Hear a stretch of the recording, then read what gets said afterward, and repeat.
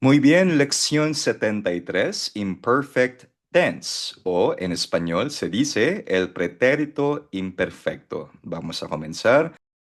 Let's review first. What is preterit? So, dapat ngayon, medyo master nyo na yung preterit tense. Yung pretérito o pretérito perfecto simple en espanyol. Sino pa ba sa inyo ang hindi pa rin na memorize ang preterite conjugation hanggang ngayon? Ayun. So kanina si Christian sabi niya ay yung nalilito siya sa preterite ng reflexive. So again, sa mga hindi pa nakakapanood or nakakapag-review ng lesson natin about preterite, ay paki-review po.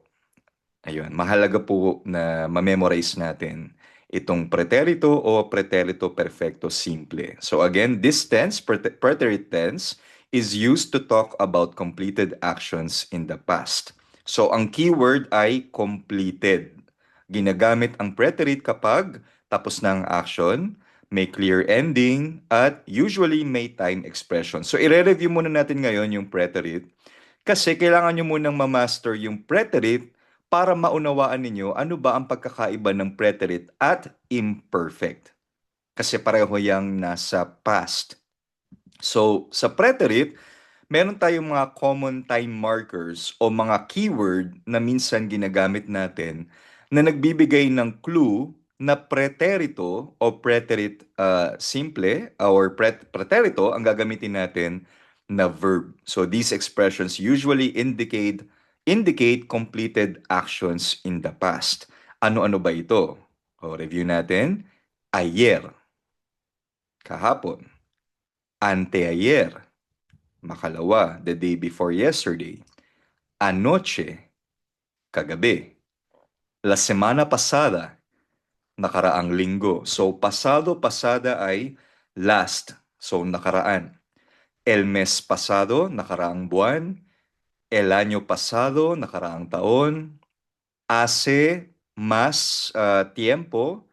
So if you wanna say blank ago, so 2 days ago, 1 year ago, ang formula lang ay hace plus yung time. For example, hace 2 días, hace un año, hace una semana, hace 2 meses, etc. etc. So nakalipas, no? 2 araw na ang nakalilipas, tama ba yun? O 2 araw na ang nakaraan. Ayer por la mañana, kahapon ng umaga. Ayer por la tarde, yesterday afternoon. Ayer por la noche, yesterday evening, kagabi.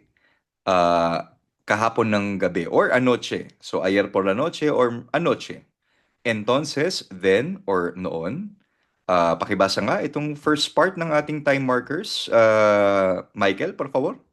Spanish expression. Ayer, anteayer, anoche, la semana pasada, el mes pasado, el año pasado, hace tiempo, hace 2 días, hace un año, ayer por la mañana, ayer por la tarde, ayer por la noche. Entonces, Muy bien. English meaning. Okay na, Sí. okay na. Okay. So next, ilan pa sa mga common time marker? En ese momento, at that moment, sa sandaling iyon, una vez, minsan, el otro día, the other day, isang araw or kamakailan. Di ko alam kung tama itong Tagalog translation. The other day, o el otro día, el fin de semana pasado, last weekend, uh, recientemente, kamakailan, recently, de repente, suddenly, bigla, inmediatamente, immediately, primero, first, luego, then or later, después, after, finalmente o por fin, finally or sa wakas. Dan, pakibasa nga po ang ating second batch ng common time markers in preterite. En ese momento, una vez, el otro día, el fin de semana pasado, recientemente, de repente, inmediatamente, primero, luego, después, finalmente, por fin. Muy bien. So ano ba ulit ang mga gamit ng preterite? So tulad ng napag-aralan na natin nung nakaraan, Ang preterite ay tumutukoy sa mga action na natapos na, completed actions. Por ejemplo, compré comida ayer. So yung keyword ayer, kahapon. So ibig sabihin, tapos na, nangyari na. Compré comida ayer. Next, actions with a clear time. May oras ng simula, may oras ng pagtatapos. Por ejemplo, estudié español por 2 horas. So, I studied Spanish for 2 hours. Malinaw na may simula at may katapusan. Nag-aral ako ng Spanish ng 2 oras. Clear, di ba? Por 2 oras. Ginagamit rin ng preterite, series of actions. Kapag meron kang gustong i-describe in the past, nakaraan na series ng mga kilos. Por ejemplo, bumangon ako, kumain at umalis. Me levanté, comí, y salí. Ginagamit rin ng preterito to describe actions that happened once. Fui al médico. Nagpunta ako sa doktor. So again, ang conjugation table ng preterito, yo compré, tú compraste, él, ella, usted compró, nosotros, nosotras compramos, vosotros, vosotras comprasteis, ellos, ellas, ustedes compraron. Comprar, to buy, bumili, bilhin. Aprender, to learn, matuto, aprendí, aprendiste, aprendió, aprendimos, aprendisteis, aprendieron. Escribir, escribí, escribiste, escribió, escribimos, escribisteis, escribieron. Examples, yo compré comida ayer. Tú aprendiste mucho en la clase. Ella escribió una carta. Nosotros aprendimos español juntos. Vosotros comprasteis ropa en el centro anoche. Ellos escribieron un libro el año pasado. Okay? So, sige. Let's try. I'll give you 10 minutes. So, this is our first time na magkakaroon tayo ng translation exercise. Gusto ko po na i-translate ninyo itong mga pangungusap. Nakalagay naman dyan yung English at yung Tagalog into Spanish. Of course, we are focusing on preterito. Okay, isulat ninyo ang complete Spanish translation ng bawat pangungusap. Of course, gamit ang preterito or yung conjugation ng preterito. Kung hindi ninyo maintindihan yung isang word, hindi nyo alam yung translation ng isang word, you can use the dictionary, but please, wag po nating gamitin yung dictionary to translate the whole sentence. Pag-aralan natin, i-try natin i-conjugate or i-translate by ourselves itong exercise. So, yung party sa Espanyol, la fiesta, kung di nyo pa na-encounter yan sa lesson natin, slowly, lentamente, and of course, message, el mensaje. The rest, na-encounter na natin yung verbs and yung nouns. Okay? But if you need help, you can check the dictionary just to check the translation of a word, hindi yung buong pangungusap. Sige po, 10 minutes. Let's try. Traduce las siguientes oraciones al español. Translate the following sentences into Spanish. Okay, let's answer. ¿Están listos, hermanos? Okay. Ejercicio de traducción. Traduce las siguientes oraciones al español. Number 1, I spoke with my friend yesterday. Ano ang tamang sagot? Hablé Conmigo amigo ayer. Yeah. Parang iba-iba yung narinig ko. Hablo o hable? Hable. Hable. Oh, ang tamang sagot, ang tamang sagot, hable con mi amigo ayer. Okay, optional yung yo. Yo hablé or hable. Hablé con mi amigo ayer. Número 2, she danced at the party last night. Ella bailo en la fiesta anoche. Bailó en la fiesta. esta la noche. Muy bien. Ella bailó en la fiesta anoche. Bailo, hindi bailo Bailo ay dance. Ako ay nagsasayaw. Bailo. Kailangan yung asento, bailo. It means she danced. Okay, preterite. Number 3, we sang a song in the program. Nosotros Cantamos la programa. Ano ang tama? El programa o la programa? La programa. Are you sure? El programa. Oh, el programa. Kasama yan sa exemptions. Kahit Oo nga pala, exemption. kahit nagtatapos sa letter A, may mga salita na masculine ang masculine. For example, el programa, el planeta, el tema, el sistema, etc., etc. Kailangan i-memorize yan. Okay? Again, nosotros cantamos una canción en el programa. Número 4. Prof, kung walang nosotros, kung cantamos lang kaagad. Pwede. Okay lang yun. Cantamos. Okay, sige. Number 4. He called his mother yesterday morning. Él llamó ayer por la mañana. Ayer de la mañana. Ayer Él la llamó a mañana. su madre ayer por la Pwede mañana. po mama. Él llamó a su madre ayer por la mañana. Ibig sabihin nun, Dan. Hindi kami kundi tayo. Ang tamang sagot, él llamó a su madre. Kasi 'di ba, yung receiver ay tao. Él llamó a su madre. Ano susunod? Ayer Por la mañana. por la mañana. Okay, ayer por la mañana. Mama daw, brothers. Kasi ang nilagay ko dito ay mother, hindi ko nilagay na mom or mama. 'Di ba? So mother ay madre. Pag nilagay ko his mom, you could say mama. Ayun. Nagigets nyo yung difference? Pero of course, mama ibang is application meaning. Iba pong meaning ng mother sa mama. formality lang. Madre formal, mama o mami informal. Okay. Okay? Mama yun hindi mama Yun. Buti na mention ni Kuya Marlon, yung mama. Cancel de mama. Ano ba yung cancel de mama? Hindi yun, mama. Okay. Ayun, buti na mention ni Kuya Marlon natin.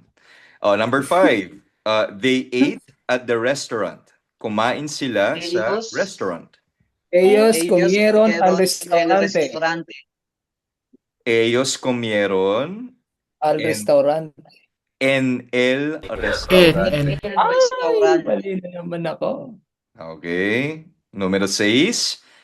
Ibinenta ko ang luma kong cellphone. Yo vendió mi celular viejo. Yo Vendí mi celular antiguo. Okay. Yo vendí. Hindi vendió, Kasi yo vendí mi teléfono viejo o celular antiguo, teléfono antiguo. Okay. Pwede po doon, Red RC, vendi lang. Wala yung yo. Vendi mo din. Pwede. Optional lang yun. Optional lang yung yo. Basta vendi. So, telepono o celular, está bien. O mobile, kung gusto mo yung Spanish from Spain. Mobile kasi ang tawag nila sa cellphone. Okay.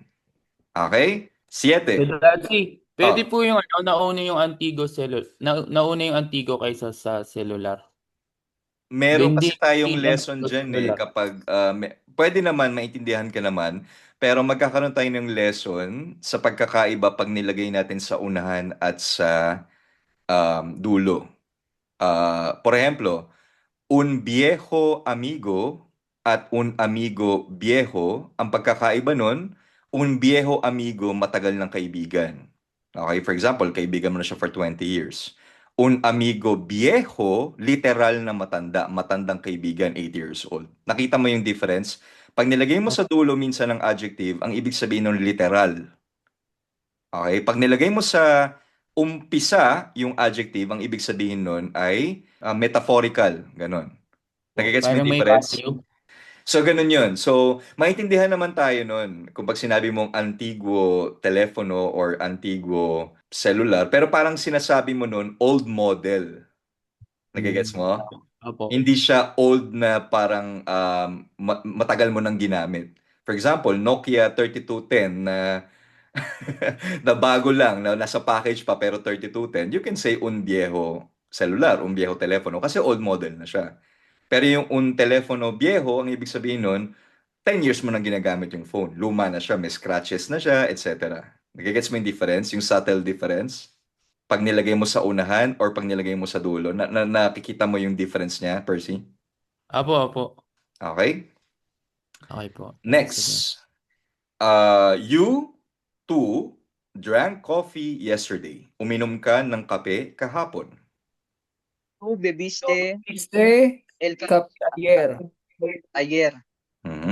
Muy bien. Bebiste café ayer. Or you can also say Yes. tomaste. Like sa Ah, Latin, tomar, ginagamit nila yan sa inom, no? Sa Latin America. So, you can say tomaste café ayer. Or bebiste café ayer. Either of the two. 8. Natuto kami ng bagong aralin. We learned a new lesson. Aprendimos una Nosotros nueva lección. aprendimos la lección nuevo.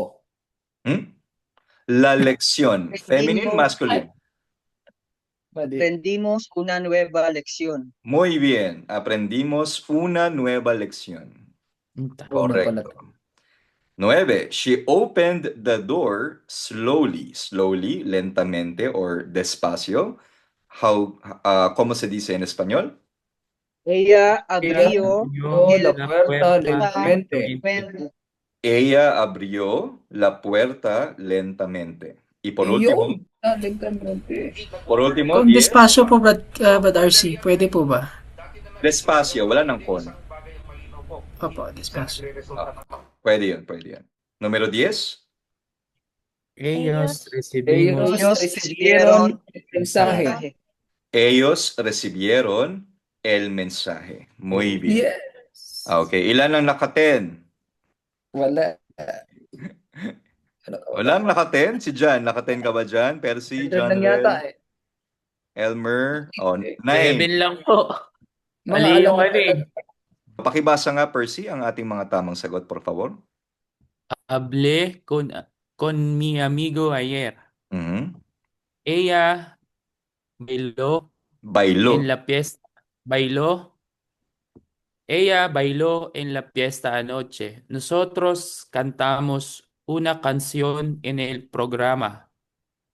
Él llamó a su madre ayer por la mañana. 5. Ellos comieron en el restaurante. Mhm. Vendí mi teléfono viejo. Mhm. Bebiste café ayer. Mhm. Aprendimos una nueva lección. Mhm. Ella abrió la puerta lentamente. Mhm. Ellos recibieron el mensaje. Muy bien. Ngayon, dako tayo sa imperfect tense. Preterito imperfecto. Ito yung tanong sa akin ni John Rel noong nakaraan. Paano daw pang magkukwento ka? Ayun. So, ito yung tense na usually ginagamit natin pag nagsasalaysay tayo or nagkukwento tayo in the past. Pag nagbasa kayo ng mga libro, especially yung mga novel sa Spanish like Don Quixote, Cien Años de Soledad, ano pa ba? Yung mga Spanish novel, usually ang makikita nyo doon ay imperfect tense. Isa siyang tense in the past, pero may difference siya sa preterito. Kaya kanina ni-review natin yung preterito kasi mahalaga na ma-distinguish ninyo yung pagkakaiba ng preterite at imperfect. So yung imperfect, sa English, ang translation niyan is yung used to. For example, I used to play basketball. Jugaba al baloncesto o basketball. Ito rin yung would, past habit. For example, when I was a child, I would visit my grandmother. Cuando era niño, visitaba a mi abuela. At ito rin yung was or were, ing form. I was studying when you called. Estudiaba cuando llamaste. Sa Tagalog, again, itong imperfect ay nagfo-focus rin sa nakaraan pero hindi mo alam ang simula at katapusan. Basta nangyari sa nakaraan, pero blurred siya. Hindi mo alam kailan ba nagsimula, kailan natapos. Basta nasa nakaraan lang siya. Okay? Or dati. So, for example, naglalaro ako ng basketball noon, jugaba al baloncesto. Or palagi mong ginagawa in the past. Palagi kami kumakain ng sabay. Siempre comíamos juntos. Or ginagawa habang may ibang nangyari. In the past, estudiaba cuando llamaste. So, isa-isahin natin yung uses mamaya. Ang conjugation niyan, ito ang isa sa pinakamadaling conjugation sa Spanish. Kasi aalisin mo lang yung AR, ER, at IR verbs. Papalitan mo lang ng aba or iya. Okay? So, for example, hablar, magiging yo hablaba. Tú hablabas. Él, ella, usted hablaba. Nosotros, nosotras hablábamos. So, lalagyan natin ng acento for nosotros. Vosotros, vosotras hablabais. Ellos, ellas, ustedes hablaban. For comer, ER verbs, comía, tú comías, él, ella, usted comía. So notice may acento sa I, kaya ipropronounce natin yung I separately. Comía, hindi comía. Comía. Nosotros, nosotras comíamos. Vosotros, vosotras comíais. Ellos, ellas, ustedes comían. For IR verbs, pareho lang siya ng ER verb conjugation ng imperfect. Bibir, por ejemplo. Yo bibía. So may acento pa rin sa I. Tú vivías, hindi siya vivías, vivías. Él, ella, usted vivía. Nosotros, nosotras vivíamos. Vosotros, vosotras vivíais. Ellos, ellas, ustedes vivían. Pakibasa nga, Amy, por favor, ang conjugation ng imperfect tense. Yo hablaba, Mhm. yo comía, yo vivía. Tú hablabas, tú comías, tú vivías. Él, ella hablaba, él, ella comía, él, ella vivía. Nosotros, nosotras hablábamos, hablábamos. Mhm. Nosotros, nosotras comíamos. Mhm. Nosotros, nosotras vivíamos. Mhm. Vosotras, vosotros, vosotras hablabais. Mhm. Vosotros, vosotras comíais. Comíais. Mhm. Vosotras, vosotros vivíais. Mhm. Ellos, ellas hablaban. Mhm. Ellos, ellas comían. Ellos, ellas vivían. Muy bien. So, ang formula again, aalisin mo lang yung dulo, yung AR, ER, or IR. Papalitan mo ng aba, abas, aba, abamos, abais, aban for AR verb. And iya, iyas, iya, iyamos, iyais, iyan for ER and IR verbs. Algunos ejemplos en frases o oraciones. Yo hablaba con mi amigo todos los días. I used to talk with my friend every day. Nakikipag-usap ako sa kaibigan ko araw-araw. Nosotros comíamos juntos en la escuela. We used to eat together at school. Sabay kaming kumakain sa paaralan. Ellos vivían en esa casa antes. They used to live in that house before. Nakatira sila sa bahay na iyon noon. So again, we are talking about nakaraan or past. May tatlong verb lang sa imperfect. Tatlo lang. Okay, muy bien. Na irregular. Ano yun? Yung ser, ir, at ver. Yo era, tú eras, él, ella, usted era, nosotros, nosotras éramos, vosotros, vosotras erais, ellos, ellas, ustedes eran. So, diba, ano ba ang preterite ng ser? Sino nakakaalala? Ser at ir. Yo. Anong preterit niya? Anong preterito? Fui. O, diba? Fui, fuiste, fue, fuimos, fuisteis, fueron. O ngayon, magkaiba. Sa ser, era, eras, era, éramos, erais, eran.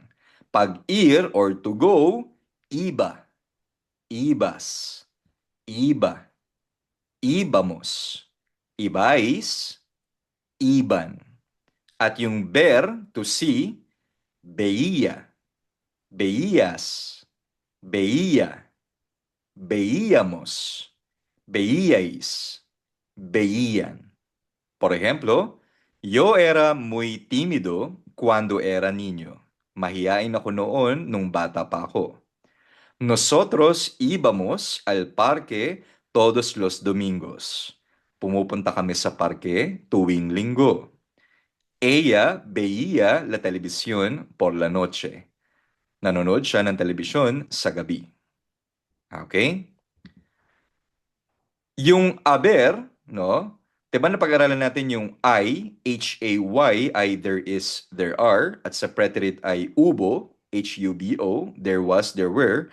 Sa imperfect, había, había, silent H. Okay? Pag nagkukwento ka, usually había ang gamit mo. Por ejemplo, había muchas personas en la reunión. There were many people at the gathering. Maraming tao sa pagtitipon noon. Había un problema en el sistema. There was a problem in the system. May problema sa sistema noon. So again, había is in the past, no? Había un restaurante aquí antes. May restaurant dito noon. So again, kahit singular or plural, había, hindi siya habían. Kasi there was, there were na yon. Okay? Both singular and plural. At may mga time marker o mga keyword na pwede ring gamitin or pag nakita natin sa pangungusap, usually ang kasunod nun ay imperfect. Imperfect tense ang verb. Basahin natin isa-isa. Siempre. Lagi. Always. Siempre. Todos los días. Araw-araw. Every day. Cada día. Bawat araw.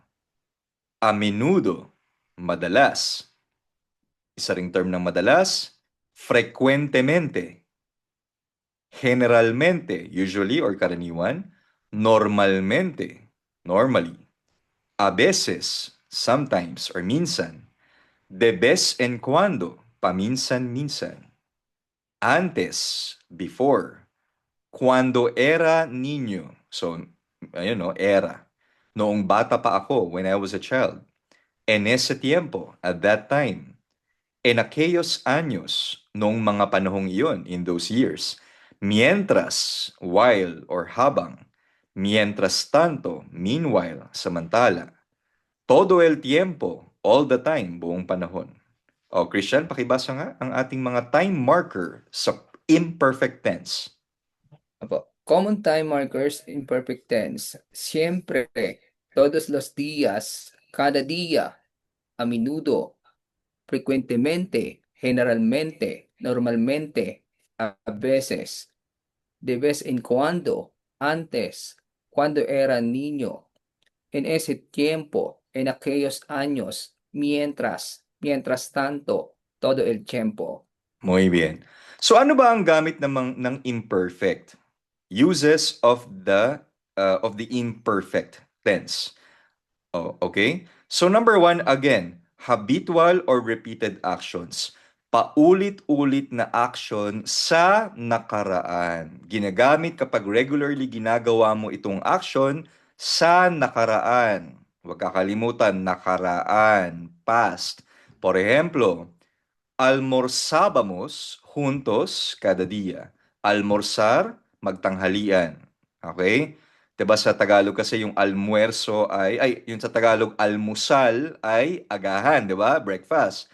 Pero yung almorzar sa Spanish ay tanghalian, magtanghalian. Kasi almuerzo, tanghalian.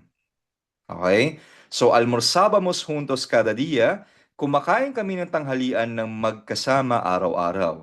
Dito, yung context dito, nangyari nung nakaraan, nagkukwento ka, no? Habit mo nung nakaraan, action na paulit-ulit nung nakaraan, pero hindi mo alam kung kailan nagsimula at kung kailan natapos yung ginagawa na yun. Yun yung imperfect. Wala kang clue, kailan ba nagsimula yun? Kailan ba natapos? Basta alam mo lang, habitual siya or habit mo ng nakaraan. Paulit-ulit mong ginagawa ng nakaraan, pero hindi mo alam kailan nang simula, kailan nang tapos. Wala kang clue. Okay? Bilang nakikinig. Yun. Or nagkukwento ka nga. Yun nga. Siempre hablaba con mi madre. Palagi ako nakikipag-usap sa nanay ko. I always talk to my mother. So maybe nagkukwento siya or nagkukwento ako, nung bata pa ako, palagi ako nakikipag-usap sa nanay ko. So, cuando era niño, siempre hablaba con mi madre. Hindi ko pwedeng sabihin, siempre hablé con mi madre. Kasi ang tinutukoy ko ay isang habitual or paulit-ulit na action sa nakaraan. Walang definite na katapusan. Kumbaga, habit ko siya nung nakaraan. Yun yung imperfect. Nakukuha? Okay? Number 2. Saan pa ginagamit ang imperfect? Ito po mga kasama, tandaan ninyo. Walang iisang gamit lang sa tenses ng Spanish. Baka kasi iniisip nyo, isa lang ang gamit ng imperfect, isa lang ang gamit ng preterite, isa lang ang gamit ng future tense, isa lang ang gamit ng conditional. Iba-iba ang uses niyan, okay? Kaya dinidiscuss ko sa inyo, ano ba yung mga gamit ng imperfect? Hindi lang siya about habitual actions in the past. Ginagamit din ng imperfect for ongoing action in the past na may biglang nag-interrupt o umistorbo na iba pang action. Ulitin ko. Ginagamit din ng imperfect kapag may ginagawa ka na tuloy-tuloy sa nakaraan, tapos may biglang nangyari na ibang action. Ang structure niyan or formula, yung ongoing na ginagawa mo sa nakaraan, yun yung imperfect tense. At yung action na gumambala o nag-interrupt o biglang nangyari, yun yung preterite. Por ejemplo, papunta ako sa klase nang tumunog ang telepono. I was going to class, sino yung umistorbo? When the phone rang. So, yo iba a klase, okay, ongoing action in the past, cuando sonó, from the verb sonar, tumunog, to sound, el telefono. So, merong ongoing na action, biglang may nangyaring ibang action. Ginagamit din ng imperfect sa ganung sentence. Another example, mi papá cocinaba cuando llegué. My dad was cooking, nagluluto ang tatay ko, so ongoing action sa past. Biglang may nangyari, cuando llegué. Nag-interrupt, merong bagong action na biglang nangyari. So yung cocinaba, imperfect, yung action na nag-interrupt ay preterite. So combined, imperfect at preterite in one sentence. Kuha yon? Number 3, saan pa ginagamit ang imperfect? Kapag nagkukwento ka ng nakaraan, in the past, pag ide-describe mo ang oras o petsa, imperfect po yun. Hindi preterite. For example, alas 3 ng hapon noon, or it was 3 in the afternoon, nagkukwento ka. It was 3 in the afternoon when we went to the park. O alas 3 ng hapon nang pumunta kami noon sa parke. O eran las 3 de la tarde. Hindi fueron. Eran las 3 de la tarde. Eran las 3 de la tarde. O era el 9 de Mayo. It was May 9. Ika-9 ng Mayo, ika-9 ng Mayo noon. Okay? So, pag nagkukwento ka ng oras at petsa sa nakaraan o noon, imperfect ang gagamitin natin. Imperfect rin ang gagamitin natin kapag tinutukoy natin ng edad. Kapag nagkukwento tayo, edad noon, in the past, age in the past. For example, she was 4 years old o 4 na taong gulang siya noon, tenía 4 anyos. Hindi tubo, 4 anyos, ha? Ella tenía 4 años o tenía 4 años. O we were 10 years old, 10 taong gulang kami noon. You are describing something that happened in the past, age in the past. Teníamos 10 años. Teníamos, hindi tuvimos, ha? Teníamos 10 años. Kapag nagkukwento ka sa past, automatic imperfect pagdating sa edad. Number 5, kapag nagde-describe ka ng background, setting, itsura, lugar, kondisyon, feelings, again, ginagamit ito pag sa storytelling, pag nagkukwento ka, sa mga novel, pag nagbasa kayo, usually, kapag dinedescribe ang isang nakaraan, ang isang lugar, itsura, etc. ay imperfect ang gamit natin. Por ejemplo, mi profesor era alto y amable. Matangkad at mabait ang guro ko. El lugar era hermoso. The place was beautiful, magandang lugar. Me sentía feliz.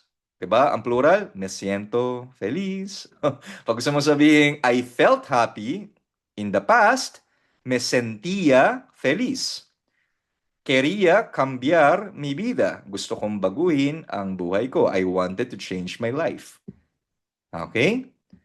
Kapag magde-describe ka ng weather or panahon sa nakaraan o bahagi ng pagkukwento, imperfect rin po yan. So again, anything na nagkukwento ka in the past, imperfect. Por ejemplo, instead of saying hace calor, present tense, magiging hacía calor. Instead of saying llueve, magiging llovía. Umuulan noon.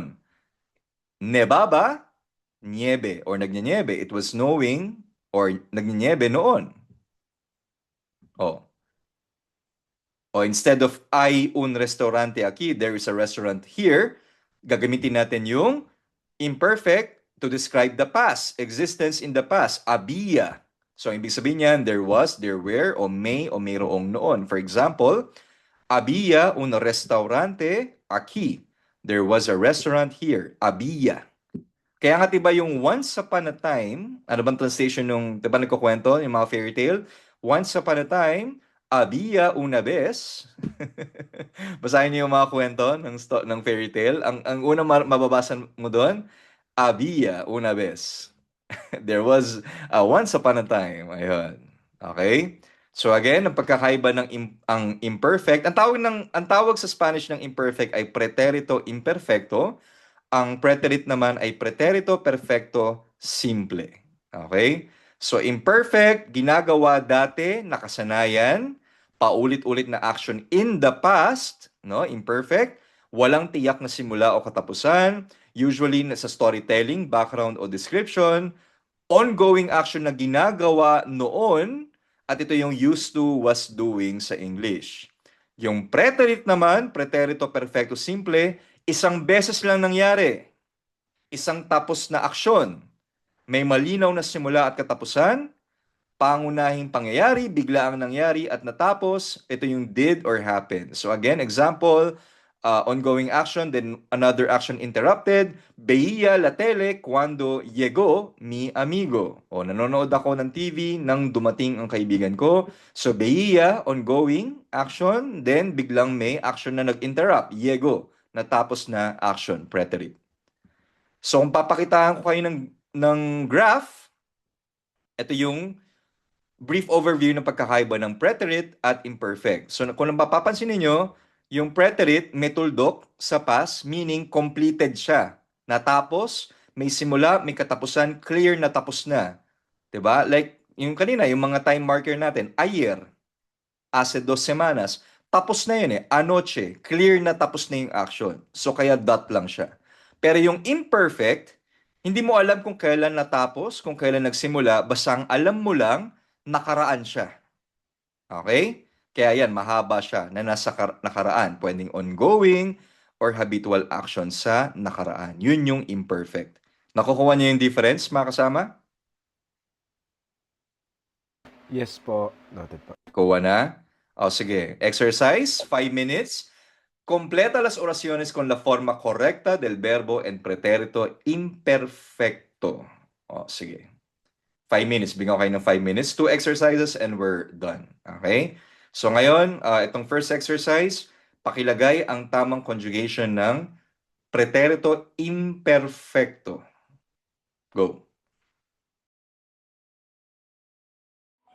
O, game. Sige, start na tayo. O, number 1. Anong tamang sagot?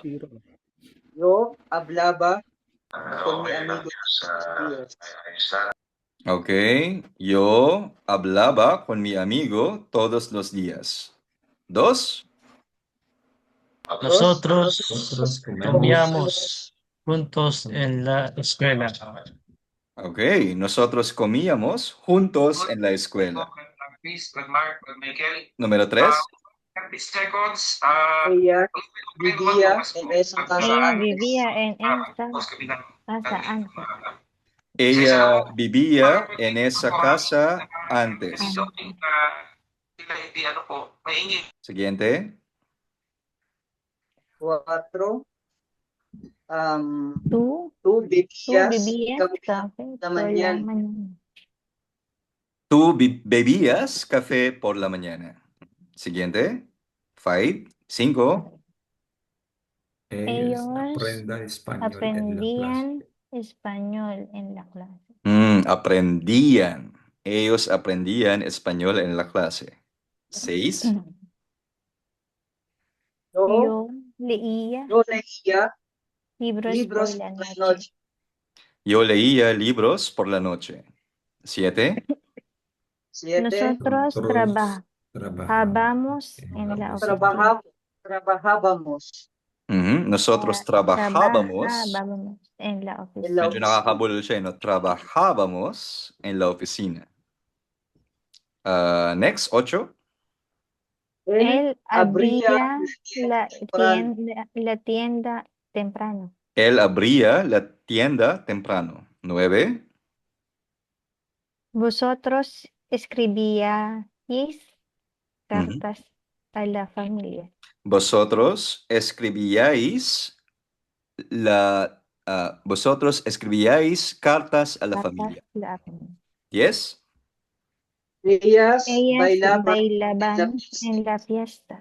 Ellas bailaban en la fiesta. 11. Yo Yo era era muy muy tímido cuando era niño. Yo era muy tímido cuando era niño. Ano yung tímido? Tímido. Yeah. mahiyain. Tímido. Ayun. Mahiyain po. Shy, mahiyain. So, pag babae, tímida. Okay? 12. Nosotros Íbamos al parque los domingos. Los domingos. Nosotros íbamos. Hindi ibamos, íbamos al parque los domingos. 13. Tú 13. veías La la televisión. televisión por la noche. Ujú. Tú veías la televisión por la noche. 14. Cantaba. Había muchas Había personas muchas personas y todos estaban estaban felices. felices. Había muchas personas y todos estaban felices. 15. Cantaba. Ella siempre cantaba en el coro. Ella siempre cantaba en el coro. Jandrel, pakibasa po por favor ang ating mga tamang sagot. 1. Yo hablaba con mi amigo todos los días. 2. Nosotros comíamos juntos en la escuela. 3. Ella vivía en esa casa antes. 4. Tú bebías café por la mañana. 5. Ellos aprendían español en la clase. 6. Yo leía libros por la noche. 7. Nosotros trabajábamos en la oficina. 8. Él abría la tienda temprano. 9. Vosotros Escribíais. escribíais cartas a la familia. Ellas bailaban en la fiesta. 11. Yo era muy tímido cuando era niño. 12. Nosotros íbamos al parque los domingos. Tú veías la televisión por la noche. 14. Había muchas personas y todos estaban felices. 15. Ella siempre cantaba en el coro. Muy bien.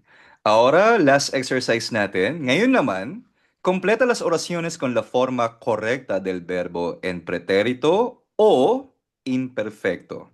So, ilagay ninyo kung preterit ba or imperfect. Okay? Dalawa ang conjugation na possible.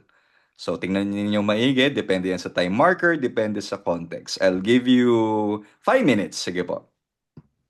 Last exercise.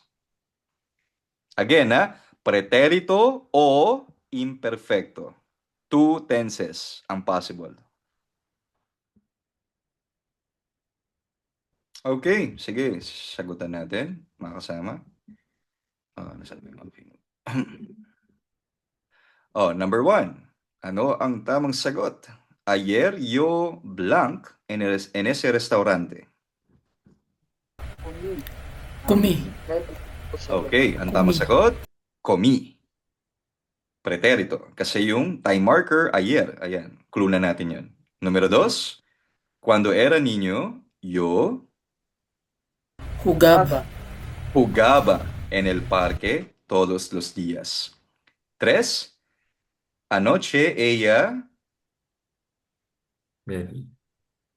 Bea. Bio. anoche Hindi sigurado. anoche Bio. Che, Una. ella vio una película. Bio. Bio. Mark, anoche, tapos na ba yung action? Tapos na po. So ano ang tamang sagot? Bio. Bio. Yo. Yo. Ayun. Kasi tapos na yung action.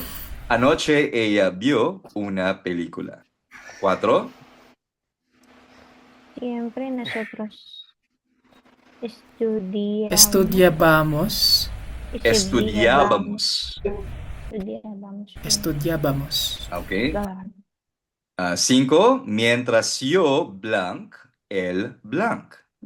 Leía. Mientras yo leía, Mhm. él Y llegó. Llegó. Diego. Hmm? Diego. Ano yung rule natin? Ongoing action na na-interrupt ng isang action. Mientras yo leía, leía, muy bien. Él Diego. llegaba. llegó. Kasi yung llegó, yun yung nag-interrupt. Di ba? Yung kanina, yung rule natin, ongoing action interrupted by another action. Ayun. Pa-review nyo yun, ha? Number 6. El año pasado, ellos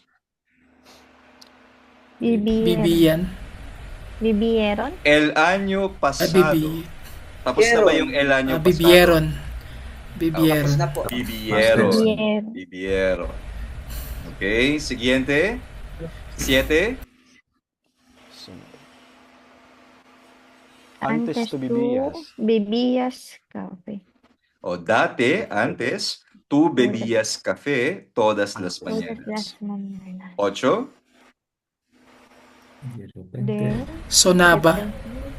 Suddenly, de repente, Sonó. Teléfono. Sonaba. Teléfono. Sonaba. Sono. de repente, el teléfono, ang tamang sagot dyan ay sono. Sono. Sono. Ah, Sono. Suddenly. Ano ba yung suddenly sa Tagalog? Suddenly, the phone rang. Ayun, yung parang Biglang. ayun. Bigla. Okay. Number 9. Generalmente, ella blank hasta tarde. Ella. Trabajaba. Trabajaba. Muy bien. Hasta Trabaja. tarde. 10. Hasta is until. Until tarde, hanggang hapon. Okay? 10. Abrí. Abrí. Esta mañana, yo abrí la tienda a las 8. Okay? Kasi merong word a las 8. Merong exact time. 11. Cuando nosotros- nosotros Camina vamos. Camina vamos. empezó a llover. Cuando nosotros caminábamos Por el caminábamos por el parque, Empezó. empezó a llover. Habang kami ay naglalakad sa may park, ay bigla o nagsimulang umulan. So yung umulan, yun yung nag-interrupt sa ongoing action in the past. Okay, number 12. Iban. Yun. Todos los domingos, ellos iban a la iglesia. 13. Hace 2 días, tú Escribiste. Escribiste. escribiste ese mensaje. 14. Ento- En ese Y tiempo todos había mucha gente estaban, y todos Estaban. felices. Estaban felices. En ese tiempo había mucha gente y todos estaban felices. 15. Mientras ella mientras cocinaba, cocinaba. nosotros habla- hablábamos. Ujú. Mientras Hablaba- ella cocinaba, Cocinaba, nosotros hablamos. Hablábamos. hablábamos. Hindi naman niya nag-interrupt eh. Sinasabi lang niya na habang nagluluto sila, kami naman ay nag-uusap. So, mientras ella cocinaba, nosotros hablábamos. Labang. Okay? Elmer, pakibasa nga ang ating mga pangungusap with the correct answers, por favor. Sound check. Okay? Ayer yo comí en este restaurante. Cuando era niño, yo jugaba en el parque todos los días. Anoche ella vio una película. Siempre nosotros estudiábamos juntos. Estudiábamos. Mientras Estudiábamos. estudiábamos. Ujú, Siempre nosotros estudiábamos juntos. ujú. Mientras yo leía, llegó. Llegó. Ujú, El año pasado, ellos vivieron en España. ujú. Antes tú bebías café todas las mañanas. De Ujú. repente, el teléfono sonó. Ujú. Generalmente, ella trabajaba hasta tarde. Ujú. Esta mañana, yo abrí la tienda a las 8. Abrí. Cuando nosotros abrí. Okay. Cuando nosotros caminábamos por Ujú. el parque, empezó a llover. Ujú.